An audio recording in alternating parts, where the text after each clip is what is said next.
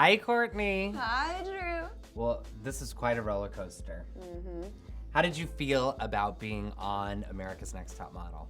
It was definitely an experience. It opened up different aspects of me as a person that I didn't know about and helped me grow and as a model and in other areas of my life. I feel like with you, there were almost two shows that were happening. There was Courtney at home, at the house, and Courtney at shoots and at the panel. Would you agree or disagree? I think what played a part in that was people don't realize, like, I was going through a breakup right before I got here, Right. and I was processing all of that.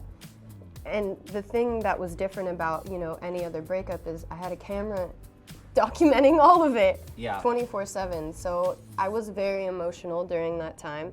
And so there definitely was like my emotional side in the house and then like me on set. So I wouldn't say there was two different shows. It was more so just like me having to gather myself when I got on set. You know I was always a huge Courtney fan. And I was always a huge Drew fan. Oh, you had the most struggles. So Yeah. your health problems, your Yeah. scoliosis, your allergies, all of those things. And also just, your mother. I mean, you really have a very strong story that is quite heavy and deep. Yeah. And I think we learned a lot about you. Tell us what that was like to reveal that to not only just 14 girls Yeah. and 4 judges, but the world. For me, it was kind of a moment of like healing in a sense, because I kind of kept a lot of things about myself under wraps for so long, and I just kind of revealed a lot about myself, and it was a big healing process for me talking about it with you guys and then the girls and like having it all documented, and it was good. I think it needed to happen, and it was a growing process. Do you think that all of those struggles and all of the things that you've gone through and whether it be your health or that type of thing, do you think it held you back on the show? I don't think it held me back. I think if I regret anything, it's the fact that I didn't just be like, okay, I need to just perform, and just not care about anything else that's happening that may have happened before I got here and let it affect me. And I feel like I kind of did let it affect me. How do you feel about your relationship with all the girls in the house? Talk to me about that, because I wasn't there. So, I could see kind of like the dynamics when we were at shoots or on panel, Yeah. but I could never see what was inside of the house. So tell me a little bit about that, because someone had some very interesting things to say about you. Ooh. I think that when it all comes down to it, it was a high-stress situation.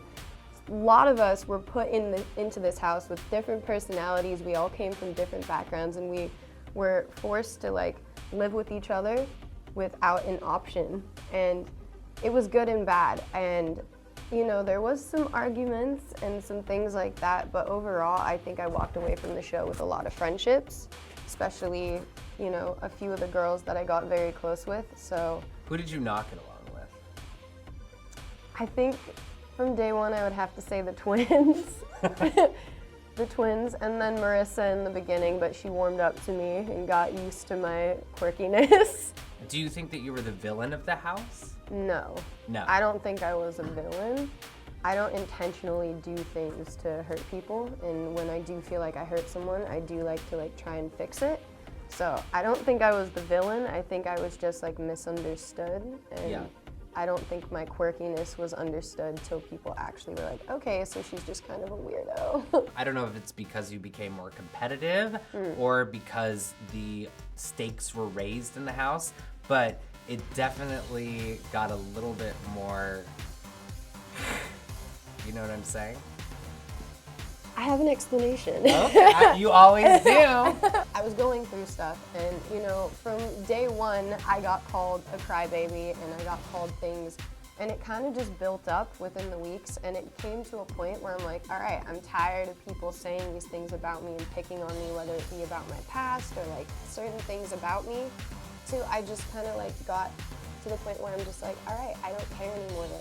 I'm not gonna be this lamb and be so nice anymore, because if you guys are gonna pick on me, I'm not just gonna stand there and be like, okay, everything's all good. Because it gets to a point where you get to a breaking point.